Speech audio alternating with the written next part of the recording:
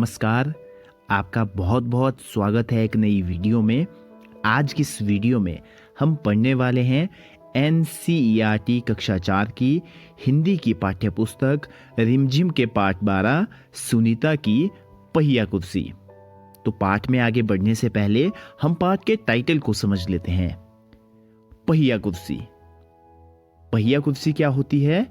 जब हम किसी कारणवश चल फिर नहीं सकते या बहुत बूढ़े हो जाते हैं तो एक जगह से दूसरी जगह तक जाने के लिए हम पहिया कुर्सी का इस्तेमाल करते हैं।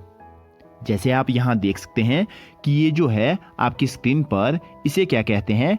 इसे पहिया कुर्सी कहते हैं। इसमें जो है देखिए इस तरह से टायर लगे होते हैं और जो व्यक्ति चल फिर नहीं सकता वो इस कुर्सी पर बैठकर कुर्सी को धकेलते हुए ये टायरों की सहायता से जो है ये कुर्सी आगे चलती है और इस तरह से आदमी एक स्थान से दूसरे स्थान तक चला जाता है। तो पाठ में सुनीता नाम की लड़की जो किसी कारणवश चल फिर नहीं सकती, वो बाजार तक जाने के लिए पहिया कुर्सी का इस्तेमाल करती है।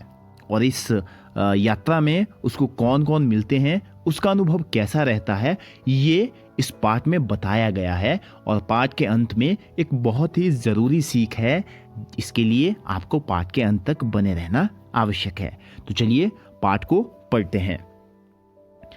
सुनीता सुबह 7 बजे सोकर उठी।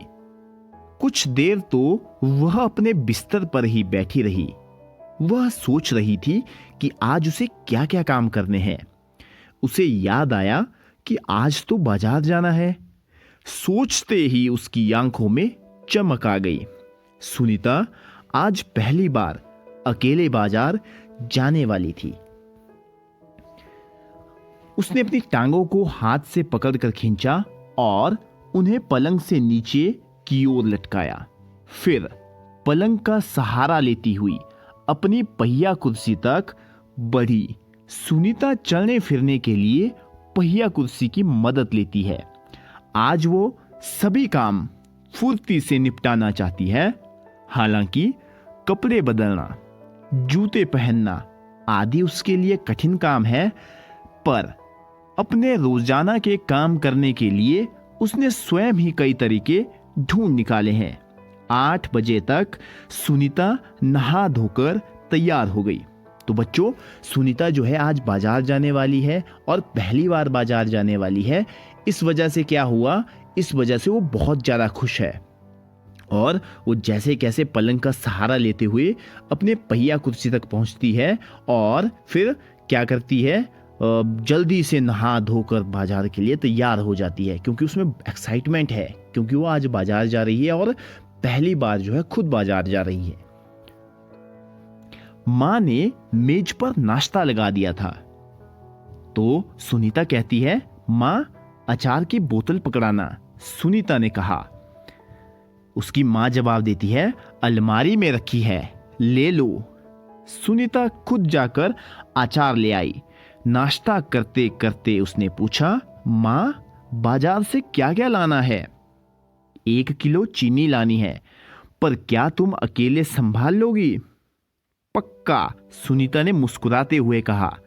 सुनीता ने मां से झोला और रुपए लिए अपनी पहिया कुर्सी पर बैठकर वह बाजार की ओर चल दी। सुनीता को सड़क की जिंदगी देखने में मजा आता है। क्योंकि आज छुट्टी है, इसलिए हर जगह बच्चे खेलते हुए दिखाई दे रहे हैं। सुनीता थोड़ी देर रुककर उन्हें रस्सी कूदते, गेंद खेलते देखती रही। वो थोड़ी उदास हो गई और उसकी उदासी का कारण क्या था? क्योंकि वो भी उन बच्चों के साथ खेलना चाहती थी। खेल के मैदान में उसे एक लड़की दिखी जिसकी मां उसे वापस लेने के लिए आई थी। दोनों एक दूसरे को टुकुर टुकुर देखने लगे। फिर सुनीता को एक लड़का दिखा। उस बच्चे को बहुत सारे बच्चे छोटू छोटू बुलाकर चिढ़ा रहे थे, क्योंकि उस लड़के का कद बाकी बच्चों से बहुत छोटा था। यहां आप देख सकते हैं कि ये जो बच्चे हैं, ये देखिए जीभ निकालकर इस छोटे से बच्चे को चिढ़ा रहे हैं। क्यों चिढ़ा रहे हैं और इसको क्या बुला रहे हैं? छोटू छोटू बुला रहे हैं, क्योंकि इसकी देखिए इसकी जो हाइट है बहुत कम है, इसकी कद काठी बहुत छोटी है, इसलिए सब बच्चे इसको चिढ़ाने के लिए इसको छोटू छोटू बुला रहे हैं। रास्ते में कई लोग सुनीता को देखकर मुस्कुराए, जबकि वो उन्हें जानती तक नहीं थी। तो जब रास्ते में सुनीता अपनी पहिया कुर्सी पर जा रही थी तो बहुत से लोग उसको देखकर मुस्कुराए और सुनीता को ये चीज़ अजीब लगी, क्योंकि सुनीता ने उन लोगों को पहले कभी देखा भी नहीं था। पहले तो वो मन में खुश हुई, परंतु फिर सोचने लगी, ये सब लोग मेरी तरफ भला इस तरह क्यों देख रहे हैं। खेल के मैदान वाली छोटी लड़की सुनीता को दोबारा कपड़ों की दुकान के सामने खड़ी मिली। उसकी माँ कुछ कपड़े देख रही थी। तो जिस बच्ची को सुनीता ने खेल के मैदान में देखा था, आगे चलकर उसको वो एक कपड़ों की दुकान के सामने खड़ी मिली और वहां पर उस लड़की की माँ कुछ कपड़े देख रही थी। तुम्हारे पास ये अजीब सी चीज क्या है? उस लड़की ने सुनीता से पूछा। तो ये देखिए, ये लड़की जो है सुनीता को पहिया कुर्सी पर देखकर हैरान होती है और जिज्ञासावश पूछ लेती है, तो यह तो बस एक। सुनीता जवाब देने लगी, परंतु उस लड़की की मां ने गुस्से में आकर लड़की को सुनीता से दूर हटा दिया। इस तरह का सवाल नहीं पूछना चाहिए फरीदा। जो लड़की है जिसने ये सवाल पूछा, उससे उसकी मां कहती है कि फरीदा, इस तरह का सवाल हमें नहीं पूछना चाहिए, हो सकता है सुनीता को बुरा लग जाए। अच्छा नहीं लगता, मां ने कहा। मैं दूसरे बच्चों से अलग नहीं हूं, सुनीता ने दुखी होकर कहा। उसे फरीदा की मां का व्यवहार समझ में नहीं आया।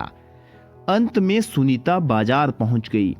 दुकान में घुसने के लिए उसे सीढ़ियों पर चढ़ना था, लेकिन उसके लिए यह कर पाना बहुत मुश्किल था।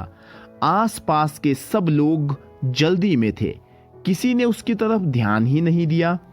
अचानक जिस लड़के को छोटू कहकर चिढ़ाया जा रहा था, वो उसके सामने आकर खड़ा हो गया। हमने पीछे देखा कि कुछ बच्चे जो है एक छोटे से बच्चे को चिढ़ा रहे थे उसके कद की वजह से, और उसको छोटू छोटू कहकर बुला रहे थे।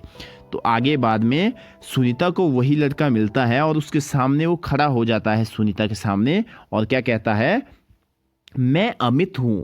उसने अपना परिचय दिया। क्या मैं तुम्हारी कुछ मदद करूं? मेरा नाम सुनीता है। सुनीता ने राहत की सांस ली और मुस्कुराकर बोली, पीछे के पैडल को पैर से जरा दबाओगे? हाँ हाँ जरूर, कहते हुए अमित ने पहिया कुर्सी को टेढ़ा करके उसके अगले पहियों को पहली सीढ़ी पर रखा। फिर उसने पिछले पहियों को भी, यहाँ पर देख सकते हैं आप कि जो अमित है वो सुनीता की जो है मदद कर रहा है सीढ़ियों को चढ़ने में, ऊपर चढ़ा देता है। और सुनीता ने अमित को धन्यवाद दिया और कहा, अब मैं दुकान तक खुद पहुंच सकती हूं। दुकान में पहुंचकर सुनीता ने 1 किलो चीनी मांगी। दुकानदार उसे देखकर मुस्कुराया। चीनी की थैली पकड़ने के लिए उसने हाथ आगे बढ़ाया ही था कि दुकानदार ने थैली उसकी गोदी में रख दी। सुनीता ने गुस्से से कहा, मैं भी दूसरों की तरह खुद अपने आप सामान ले सकती हूँ। तो ये जो सब लोग हैं सुनीता को देखकर जो मुस्कुरा रहे थे, ये वास्तव में सुनीता पर दया भाव दिखा रहे थे। ठीक है, कि ये लड़की चल नहीं सकती बेचारे, जैसे आप पता है समाज में हमारे किस तरह की अवधारणाएं रहती है। तो सुनीता को दुकानदार के इस व्यवहार से गुस्सा आ जाता है और कहती है कि मैं भी दूसरों के जैसे जैसे दूसरे सामान अपने आप ले सकते हैं, वैसे ही मैं भी अपने सामान खुद ले सकती हूँ। उसे दुकानदार का व्यवहार बिल्कुल अच्छा नहीं लगा। चीनी लेकर सुनीता और अमित बाहर निकले और सुनीता कहती है, लोग मेरे साथ ऐसा व्यवहार करते हैं जैसे कि मैं कोई अजीबोगरीब लड़की हूं। सुनीता ने कहा, शायद तुम्हारी पहिया कुर्सी के कारण ही वे ऐसा व्यवहार करते हैं, अमित ने कहा। पर इस कुर्सी में भला ऐसी क्या खास बात है? मैं तो बचपन से ही इस पर बैठकर इसे चलाती हूं, सुनीता ने कहा। अमित ने पूछा, पर तुम इस पर क्यों बैठती हो? मैं पैरों से चल ही नहीं सकती। इस पहिया कुर्सियों के पहियों को घुमाकर ही मैं चल फिर पाती हूं, लेकिन फिर भी मैं दूसरे बच्चों से अलग नहीं हूं। मैं वो सारे काम कर सकती हूं जो दूसरे बच्चे कर सकते हैं, सुनीता ने कहा।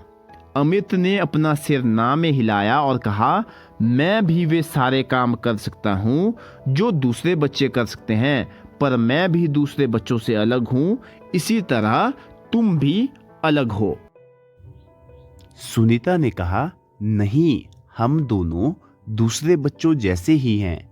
अमित ने दोबारा अपना सिर ना में हिलाया और कहा, देखो, तुम पहिया कुर्सी पर बैठकर चलती हो। मेरा कद बहुत छोटा है। हम दोनों ही बाकी लोगों से कुछ अलग है। सुनीता कुछ सोचने लगी। उसने अपनी पहिया कुर्सी आगे की ओर खिसकाई। अमित भी उसके साथ साथ चलने लगा। सड़क पार करते समय सुनीता को फरीदा फिर नजर आई। इस बार फरीदा ने कोई सवाल नहीं पूछा। अमित झट से सुनीता की पहिया कुर्सी के पीछे चढ़ गया। फिर दोनों पहिया कुर्सी पर सवार होकर तेजी से सड़क पर आगे बढ़े। फरीदा भी उनके साथ साथ दौड़ी। इस बार भी लोगों ने उन्हें घूरा, परंतु अब सुनीता को उनकी परवाह नहीं थी। तो बाद में सुनीता और अमित जो है दोनों वापस जाते हैं और वापसी में अमित जो है सुनीता से कहता है कि देखिए, तुम पहिया कुर्सी पर बैठकर चलती हो, मेरा कद बहुत छोटा है, इसलिए हम दोनों जो है बाकी लोगों से कुछ अलग है। तो सुनीता भी बाद में इसको स्वीकार कर लेती है और दुनिया की परवाह किए बिना दोनों जो है बाद में मस्ती करते हुए घर की तरफ अपने रवाना होते हैं। तो इस तरह से ये पार्ट जो है ये यहीं समाप्त होता है। आने वाली वीडियो में आपके साथ मुलाकात होगी इस पार्ट के प्रश्नों की और उनके उत्तरों की।